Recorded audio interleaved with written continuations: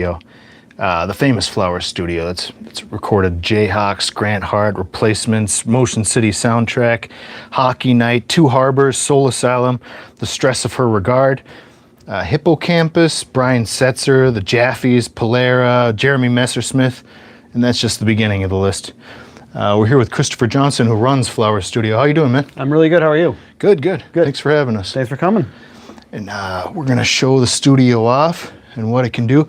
So you said Ed Ackerson started this place in the 90s after getting a sweet record deal money, and instead of blowing it like most rock stars, he did the right thing and built this place, huh? Yep. So Ed bought the building sometime in 96, I believe, and they used their recording budget. Instead of blowing it on a studio, he built one and bought this and renovated it and turned it into this. Beautiful. How'd you end up running the place then when Ed unfortunately passed away? Well, I'd been working here since about 2008. I became friends with Ed and have been working here since about 2008 doing my own sessions, and then him and I became, he was my best friend. And when he passed away, his wish was that the studio continued. He really did not want it to just crumble to dust and turn into nothing. He wanted people to come here and make records, and he wanted me specifically to take it over and run it for him, and his wife Ashley, who is now the current owner. Beautiful. I didn't know you guys were all close like that. Yep. When you started running it, what'd you think? Did you run into any problems or? Well, I mean, I had to get my feet together, but I had been working here with Ed on a couple of projects before that, and I had my own little studio once upon a time, and was familiar with how to do things. So once he felt confident in me being here by myself, then he let me start doing my own sessions here. Cool.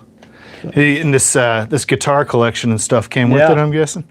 Jeez. What's that? This guitar collection came with it, I'm guessing? Well, yeah, these are all Ed's instruments that he collected over a period of, I don't know, decades worth. Some he owned beforehand, and he acquired a lot of them, and, with the studio, and, he was always on the look for a new good sound for the studio and for him, and so all of these are, kind of part of that. I think I first heard of Flowers in 2014 when the Replacements did their little reunion. Sure. And then Rolling Stone came in because they recorded that Songs for Slim stuff. Right. I'm Not Saying, that Gordon Lightfoot cover. It's pretty sweet. But they recorded it here, and there's pictures of Westerberg smoking cigs outside and hanging out. Were you at that session, or did you hear about that session? No, I mean, I knew it was happening and I knew what was going on, but it wasn't a come hang out. And I would have loved to, but it was it was definitely a very lightning in the bottle kind of situation, and so it wasn't really a thing that I could come hang at, although I wish I could have. Sure. Did you hear anything about it? Yeah, I mean, there's lots of stories. The ones that are shareable are just like they were they actually were more together than maybe you think for a band that hadn't played together. Ed kind of had to have everything. Kevin Bowe was in here with me a month ago, and he was there at the sessions, and he was like, Ed was at like the height of his powers and like just totally in control of everything, and made sure everything was working and happening. Because with a band like the Replacements, like you have to be ready. You can't ask for another take. You have to capture everything and make sure you got it right. The first time, and you have to kind of be ready at all moments, and obviously Ed was, and they got it together, and did a rough mix, and the band just was like, that's it, we love it, and that was it. It was done. It did sound great. Yeah. Sweet. Well, then we got Madison and Sam here from the St. Paul Music Collective, and we mic'd them up just to give you kind of a taste of what we can do here. So, should we hear them a little bit? Sure. All right, you guys ready? All right, whenever you're ready, go ahead.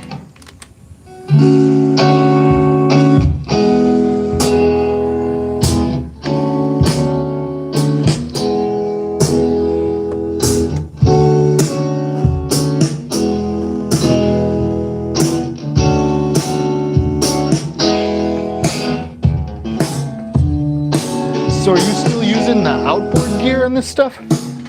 We do use some of the outboard gear. I'm using, I'm not getting much gain reduction because we're doing hot rods and it's quiet, but you know, like I've got the distressor in, I'm using a lot of these Neve preamps.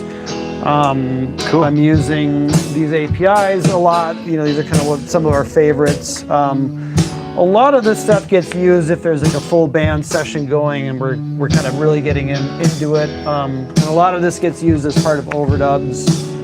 You know, especially like, you know, stuff like this over here is more for flavors for overdubbing and things like that. I don't typically use on basic tracking. Sure, kind of more for mixing type stuff. Just like tracking overdubs, guitars and vocals and things like that. Give it a little more flavor. Yeah. Man, the chorus echoes and the space echoes. Yeah, so this place is one of the biggest collections of equipment, recording equipment in the Midwest, right here in Uptown Minneapolis. Yeah. As you can see.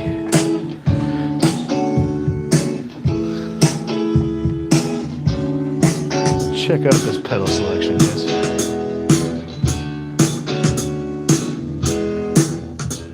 Do you have any favorite mics you use? You know, I don't know if I have a favorite. It sort of depends on what we're doing, but you know, I tend to like 414s. You know, it's kind of one of my favorite mic. I use that a lot on AKG 414s. Yeah, and we have multiple versions and multiple iterations. Cool. Yeah, I Sounded good. record Thanks, a lot guys. of. What's that? It looks like they've stopped. Oh, okay, cool. Yeah, I mean, you know, I like AKG a lot, and we use a lot of Sennheiser, and we use, you know, obviously you were mentioning the Wonder CM7 that we have there. It's kind of our vocal mic of choice at the moment. Neumann 447 type thing. It's like a U47 style mic. And then, you know, we have an 87 that we use and a C12 VR that we use a lot too. I don't know. I guess I don't really have a favorite.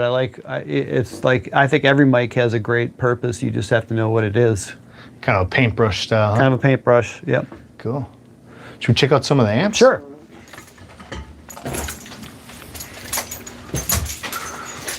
So Moraved's collection, he was really in, like me, he's, you know, everybody loves Fender, but he was also really into British amps like I am.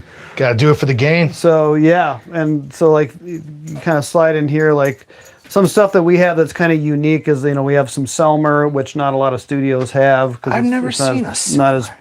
Not as prevalent. We have this cool, one of my actually favorite amps in the room is this WEM Control 30, which is a really, really great sounding amp. Does really cool things.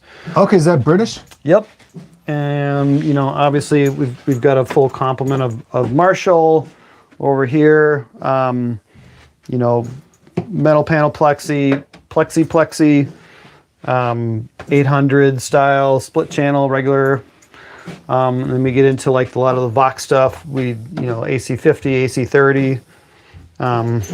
My own amplifier of my company, which is actually a very one of the more used amps in the room. KJ Audio, Christopher Johnson Audio, ladies and gentlemen.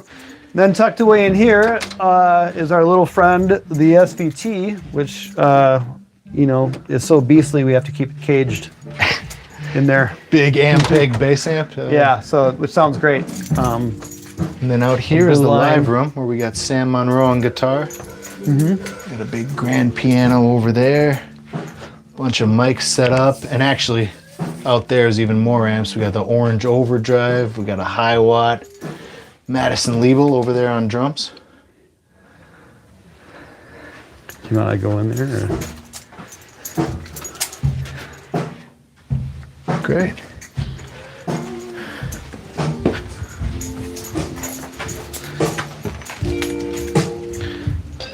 Cool. I appreciate you letting us come around. Yeah, thanks for coming by. Yeah, man. Yeah, is there anything else you want to show? Look at these It's kind of, you know, we could go in the live room really quick if you want. We do have the cool synth, the cool Moog, that is actually fully functional and sounds absolutely incredible. You know, ARP Omni, which is really cool. The infamous realistic Moog there on the shelf. The little guy. Couple of Farfisas. Nord. Wurlitzer over there. Wurlitzer over here, which gets a lot of use. The Hammond organ in the live room. If you want to walk around the live room and show you what's going on there. Should we do that? See how the sound is? Hey, we're gonna come in and visit you guys for a minute. You're too in it. You can't hear.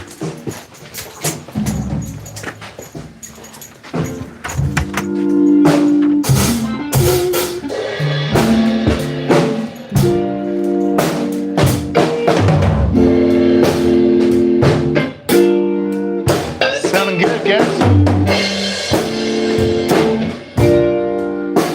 The Hiwatt, Marshall, Strainer, organ if you need it. Little cluttered right now, but It won't be if you need it. if you need it, it works. It sounds amazing. How you guys doing? Cool, I'm just jamming. Sweet. Yeah. And then we also, of course, have the Flowers Lounge, which, we like to show off now because it's new. Look at that grand piano. Stratus. Got all the headphone stations. I think you can have up to 16 people recording live here at once if you want. And then Many if as you you want to can fit hang in. out, And Come this out is to the our lounge. new greenhouse lounge area with an outdoor patio for hanging out in. And so you said this was originally actually a flower shop. it and was. that's I how mean, you got the name. it's named Flowers because it was a flower shop. It was originally, this was a long greenhouse, and that was some of the retail stock area. And then above was the living quarters. The front of the building was originally the store. Smoking area if you need it. Jazz master in the corner. Cool. Thanks a lot. Yeah. Appreciate you showing us around. Yeah. Thanks for coming by. Yeah. We'll do a follow-up part 2 or record here soon. Have a good night, everybody. All right. Thank you.